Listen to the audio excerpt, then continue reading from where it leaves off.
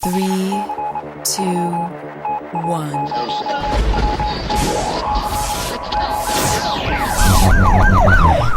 We'd like to welcome you to another edition of Grok Talk, brought to you by New Hampshire's leading conservative blog site, granitegrok.com. We are your feared extremist, right-wing, hard-charging, gun-toting, opinionated, outspoken, rabble-rousing, letter-writing, radio microphone stomping conservatives and rational libertarians. So get ready for more news and opinion you could only get from granitegrok.com. Grok Talk. All right, it is Grok Talk. We are in Concord, New Hampshire, 8 North Main Street, CNHT. Room full of people.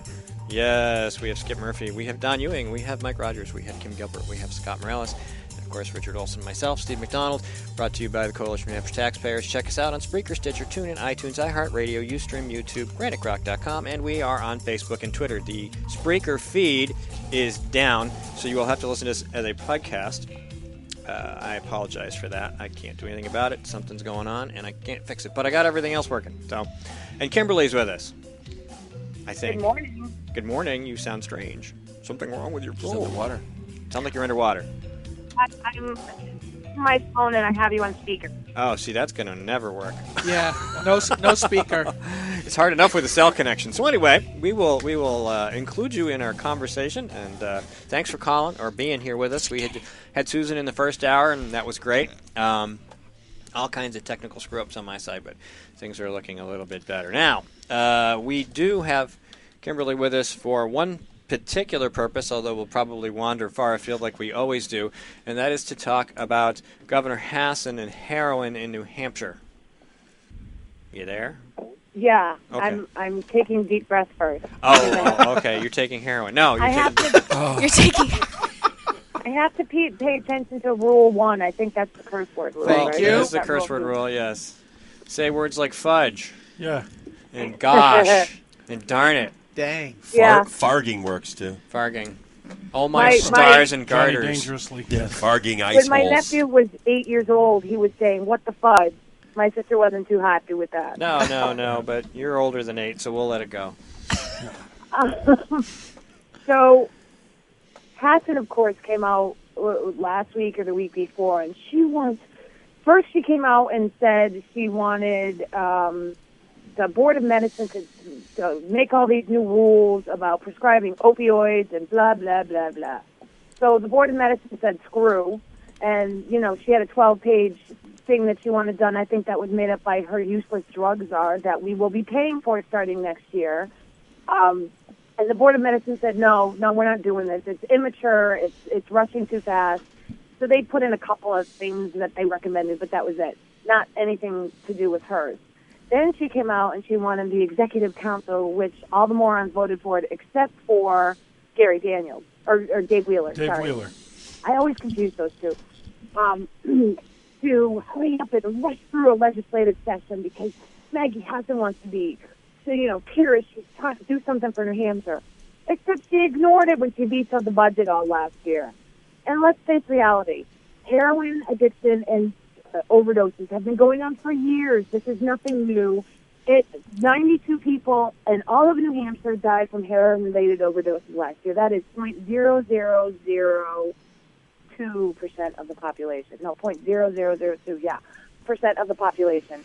Drug-related overdoses in general was 0.0087 of the population.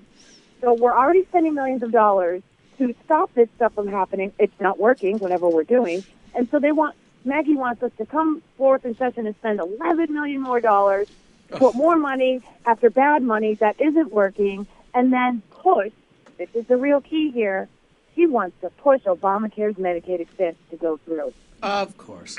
Well, That's the real key in this, her whole drug push. It's to get Obamacare's Medicaid expansion shoved down our throats, just like they shoved Obamacare down our throats. The Theodore Dalrymple has a book about heroin addiction that he wrote because he was in the National Health Service and he dealt with prisoners who were addicts and everything. And he has a very strong set of opinions on it. And I quoted a story that he wrote at the City that runs along those lines. But he outlined how the entire process of addiction, the government's response to it, the need for people to support that response is really just based on the concept that you can use heroin addiction as a way to grow government. Right. And that's what they did Like in anything England, else. and that's what they're doing in New Hampshire. We have Look at the methadone. airport in here You again. look at the methadone program. That's just turning people off from one addiction onto another.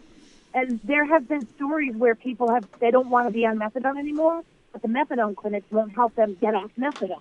Yeah. Right. This That's whole all thing. it's doing. This whole thing is really more perverse than that because it's a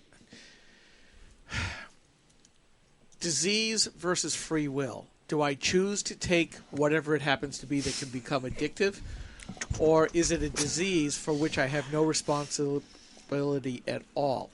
Am I somebody who can rationally make decisions, or am I just a victim? And in today's politicized environment with the Democrats, that everybody has to be a victim, we just haven't proved it yet. Stop it, Steve. Say what? I could see Steve on the video blasting some kind of mosquito or something. It's a bug. It is. It's a bug, not a feature. It's a bug. It's an airport in here. And I was trying to be serious for a I moment. Stop know. it, Steve. You know, I heard. Why is the camera on me? I heard a statistic. Did you know that 100% of all those who never stick a needle in their arm don't become heroin addicts? That's just an amazing statistic, Isn't to it? me. I've been stuck on this notion of why we as a society now have to put all sorts of money into a choice that one individual made at some point, and that's where I get stuck. And this is the other thing. This is the other part of this whole opioid abuse. They're not just looking at the drug addicts, the people like you said who chose to take a drug that they know can kill them the first time they freaking try it. Mm-hmm. They are criminalizing law-abiding citizens. They are hurting law-abiding citizens who actually are in pain, which is the majority. The majority of people who take pain meds are doing it for some specific reason. They either have chronic pain, and the pain meds help them actually function like regular society, or they have cancer and they're dying and they need to take pain. One of Hassan's rules that he wants to put in place would limit the amount of pain meds a doctor can prescribe a month to 100 for every 34 days. Do you know how many pain pills that is? That's not even 3 a day. This is insanity. That'll drive him to literally, Dr. Hassan, who's actually a lawyer and a political hack and not even a good governor, is inserting herself between doctors and patients and saying, I know better than you do what kind of pain your patient pain meds your patient really needs. It's outrageous and it's disgusting. This is just the rise of Maggie Care all over again, where she believed that because of the disparate pricing between hospitals, that she and government knew better. Remember, she tried to put together that board that would oversee, basically nationalize New Hampshire's hospitals, that this board would be determined by appointment, and it had the ability to tax the hospitals to tell them what they could and what they could not price for their procedures. And she's trying to do it all over again. They can't give up control. Look, the proper libertarian position is you put whatever the hell you want in your body and you bear the responsibility for it. The libertarian position on medication is if you choose to take a painkiller, it's your choice. And and if the doctor thinks that, for the sake of argument, morphine is the required drug for your current condition, that should be the doctor's choice. He may have to defend it, but he shouldn't be automatically a felon for doing so. And what we're creating is Drug War Mark II, essentially. How did Drug War Mark I work out for everybody? It drove stuff that people used occasionally onto the black market, raised its price, and caused a crime wave. We're going to do exactly the same thing. We're going to make criminals out of people who just need pain relief. Yep, exactly.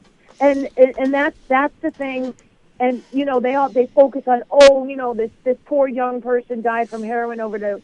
Well, one of the girls that died from heroin overdose had been saved 7 or 8 previous times from Narcan. But she kept going and doing it.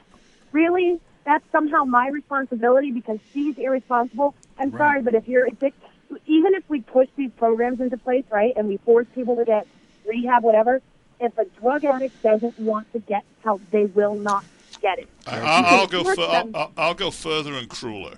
if in fact this was an attempt at an overdose, and they repeatedly attempt it, at some point, I'm going to say, put yourself out of my misery. Let me make it personal. My son had an accident where he was up at a friend's house, put his foot through their ceiling, ignored it, and it was a big blotch. I just thought, he broke a lot of blood vessels under the skin. Well, it turned out to be much, much worse. 2 days later, he was under surgery, and they had to take all the dermis, all the skin away on his lower calf, to where he had, basically a big hole in his leg like this, down to the muscle. And he was in pain. The doctor, recognizing it, put him on Percocet, some other stronger stuff for a while. In fact, it was enough that they had to IV it in. Well, he had a PTSD episode after he was released from one hospital. I had to take him down to the VA. They are already in this process of limiting pain medication. He went 2 days. While it's healing and doing well, it's still painful. It took him two days just to get a couple Tylenol. So we're back to the socialized medicine for which Maggie Care is trying to push us. And I can tell you, the only socialized medical situation in the United States where the government pays for everything, the vaunted single payer, it doesn't work. It didn't work. It failed my son. Now, he's now home. He can get the pain medication because it's still healing. But I'll tell you, I was ready to rip some throats out. Only because of where he was, the nursing staff was behind bulletproof glass. And I'm sorry. This is exactly what the left says. Do not put talking to us. Do not put yourselves between a patient and a doctor. And then Maggie, an epitome of the left, goes ahead and does this. I'm sorry. It's wrong. This is where the libertarian says, let me take care of it myself. Let me determine. And I agree. Don't put the misery on me just because somebody else is screwing up, because there are people who need a lot of pain medication and they never get addicted. And when the pain is gone, they stop taking the pills and that's it.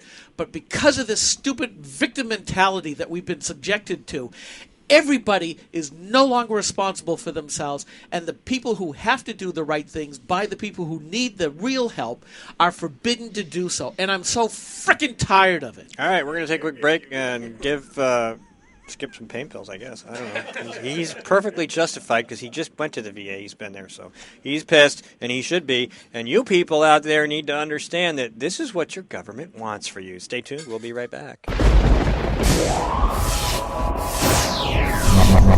Rock Talk.